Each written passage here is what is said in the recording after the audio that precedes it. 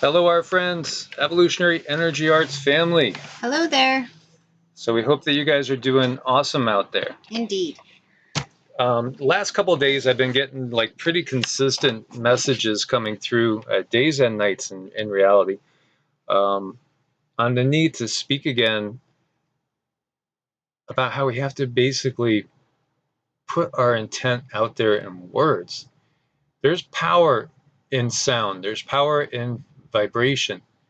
Last night was a long night for us, and you know, we whenever I have any issues sleeping, what do? I do mantras.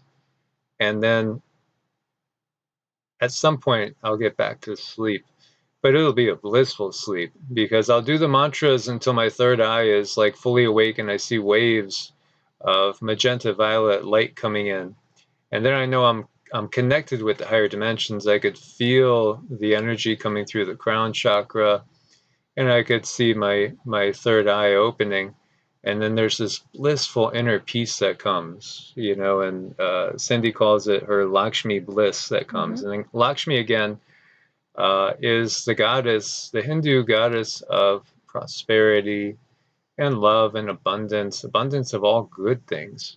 And Cindy and I wouldn't be together if it wasn't for Lakshmi, because she worked in both of our lives to manipulate things so that we could get together, so that we could do exactly what we're doing here, working together and helping others to awaken. Yeah, I say Lakshmi has kind of a spiritual grit type of attitude about her. Spiritual substance is what she's about. People talk about how she's just about, things, abundance. Well, yeah, abundance, but abundance in the spirit. Very important.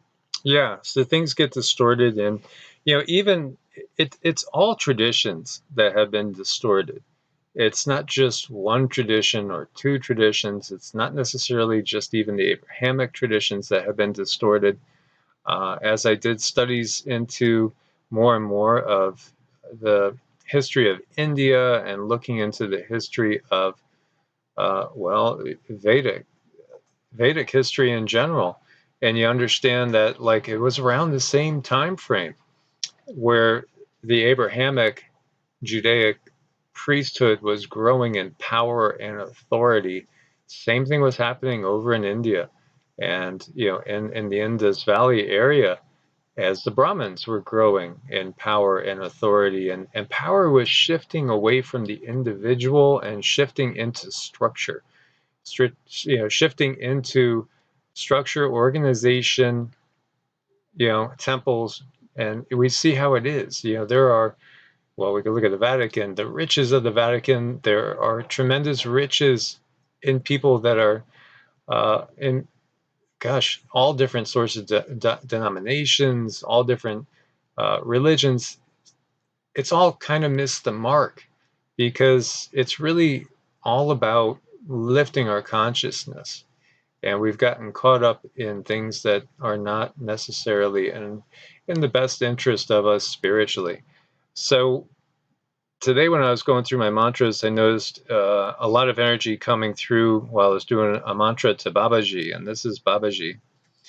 And Babaji is thought to be an incarnation of Shiva. And there's legends that even connect Babaji to Yeshua, Issa, Jesus, the Christ, that perhaps Babaji was a teacher or one of the teachers of Yeshua, or that they had encounters. Cindy has picked up that they do have very similar energy and a similar respect for our individual choices. That's very important to them. They don't like to come in and disrupt somebody's lessons in life or change anybody's course. They like people, when they come down here to learn in the 3D, they want people to learn in the 3D, so they don't like to show up and interrupt them. And so Babaji is thought to be what we would call, again, an ascended master. And, we had talked about Saint Germain, who has also been with us and working with us as well, and how Saint Germain has popped up in different time periods. Same thing with Babaji. And there are some that believe that he's still with us now here, perhaps somewhere up in the Himalayas, perhaps with Hanuman, because Hanuman is also one that's thought to be still here on this plane of existence, fighting the good fight for humanity and helping us gently, guiding us. By the way, Babaji also, you could go from Yogananda's lineage, and Yogananda's teacher, Sri Yukteswar, learned from this particular gentleman here, Lahiri Mahasaya, who learned from Babaji, Kriya Yoga.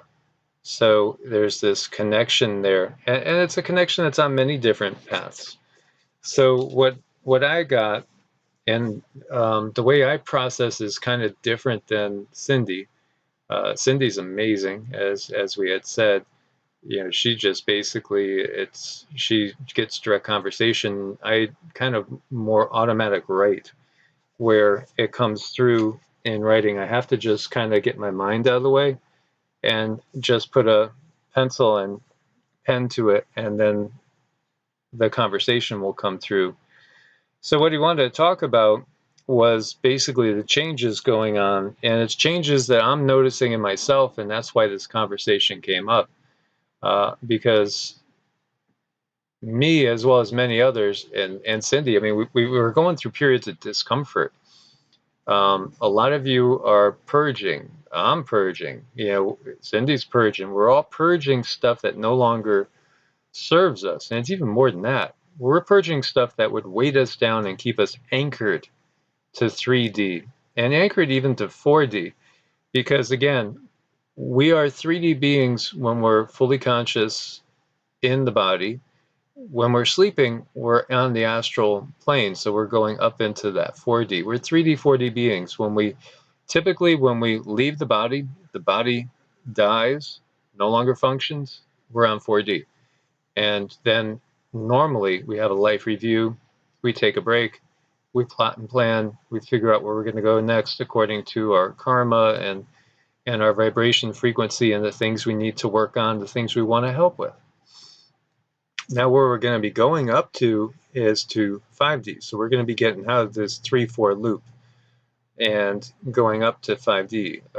Not everyone on the planet necessarily will make it to 5D now because of certain things that are in effect that are basically like anchors trying to tie us down to this 3D, 4D loop. As we know, there are beings out there that feel that they own us. They feel that they have a right to us, but they don't. And so they're trying to do everything they can to keep us in a 3D, 4D loop.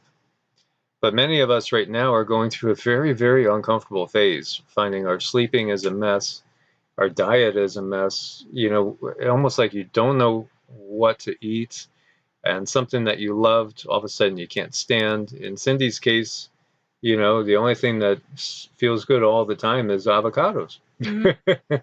Literally, and there's something about avocados that her body is needing and craving in this time period. So this is what I got from Babaji. Many of you are feeling the discomfort of the phase that we are going through right now to becoming a fully crystalline-based being. While it can be an uncomfortable process, it's a necessary one and a sign of your own awakening to the new 5D reality.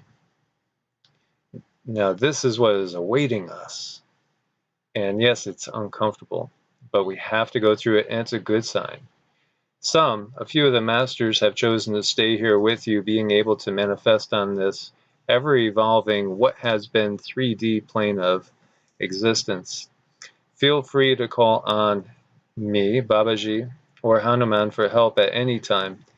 As it is written, you must ask to receive. We respect your rights and choices as a powerful co-creative being in which source itself resides. It's high time for you to step into your own power. Take hold of the reins and free yourself from those that have been oppressing you. So what does this look like, you may ask? First, declare your sovereignty and rescind any agreements you may have made, known or unknown, in which you may have given away your freedom and ability to govern yourself and make your own choices. State that you break any and all ties to the dark power structure that has resided on this planet and has controlled the planet, the hearts and the minds of the planet. Make it your daily prayer, your request, that this power structure be exposed and removed from the earth, so that the earth may itself ascend and all beings on it and in it be able to ascend freely and naturally without interference from these outside dark forces. Call on the aid of those benevolent beings that care for and respect the right of humanity, those that respect the individual and the collective as well. Call on the angelic and Davic realms for aid, call on the Ascended Masters, call on the Pleiadian High Council, call on the Galactic Federation, call on the mighty archangels Yeshua, Ganesha, Kuan Yin, Tara, White Buffalo Calf Woman, and any benevolent, loving beings that have humanity's freedom as their intent. They and we will aid you. We are with you every step of the way. And so, that's what I picked up from Babaji. And, this is just basically reiterating what we've been trying to state, perhaps not so eloquently at times, but trying to get across that we need to, number one, declare our sovereignty. How do you declare your sovereignty? You have to state it. And again, that includes making your own decisions, not going along with perhaps what's going to be some, family members' decisions to do certain things. And they might use peer pressure, so to speak. There's going to be a lot of peer pressure going on. And, it's sad. We keep hearing about people that we love making choices that we know are not healthy choices. It could really pull and grab at your soul. And so, it's natural for you to feel anger. It's natural at you to feel, you might even have that HATE word start to boil in your veins over what's going on here. But that again, as Yoda says, will lead to the dark side. Fear, anger, and hatred will lead to us becoming more like them. That's where we have to have this kind of Buddhist detachment. Know what's going on, strengthen your intent, strengthen your focus, strengthen your resolve, and yes, wage spiritual warfare against it every single step of the way. But don't allow yourself to become it, even in what we may perceive as a justified manner, so to speak. Mm-hmm. Right. Very important to understand that things are changing. We're going to change. Our lives are going to change. We have to make compromises, but there's certain compromises that you just shouldn't budge on. Even though there's still our individual choice, it's our choice. But there's certain things you need to really draw the line in the sand and just don't go there. So, again, make that statement. And it could be something like saying, if you're of the Judeo-Christian tradition, I call on the power of Raphael, Michael, Gabriel, and Uriel to protect the earth, protect the innocent people on the earth, remove from the earth the darkness that plagues it, remove the power structure, show the power structure that plagues this planet for what it is, and remove it from this planet. And we thank you for your help. Something so simple as that. You could call on Yeshua. You could definitely call on the Galactic Federation and the Pleiadian High Council for help. If you make the statement, if we had more than 50% of the people on the planet saying, Galactic Federation, Pleiadian High Council, please help liberate us. They respect our free will.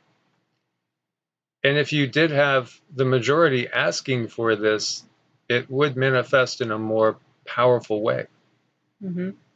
Right. They totally respect our free will. And, you know, when it comes to change and you ask them for help, be open to how that help is received. Don't judge about how they should come and help. Just be open. Yeah, because this battle, as we were saying, it extends through different densities. There's battles going on in 4D and 5D. These things do happen. You know, we have seen times when stuff will happen to Laurel on 5D, things that are unexpected, even on their level. And so, you know, this is something that is much, much bigger than just planet Earth, even though obviously we are right in the middle of this battle against the darkness. So I hope you guys have found this helpful. And we'll be doing a lot more with doing mantras. I'm planning on doing different mantras, like 108 verses of each, and going through different groupings of mantras for those of you that have adopted the practice of mantras, because it can be tremendously transformative. Again, there's 50 letters in Sanskrit, 50 sounds in Sanskrit. Each one of them directly refers to a petal chakra, as there are 50 petal chakras on the 7 major chakras in the body. So each one of those opens up a different frequency, a different vibration, a different avenue through the different densities with the light body. They're incredibly transformative tools. And we've heard that from those of you that we've worked with that have adopted this practice that's changed your consciousness. And you're able to ascend up and beyond the attacks of the dark ones so much better. And again, you know, the light forces don't work against each other. So you don't have, you know, a being like Yeshua fighting against a being like Babaji.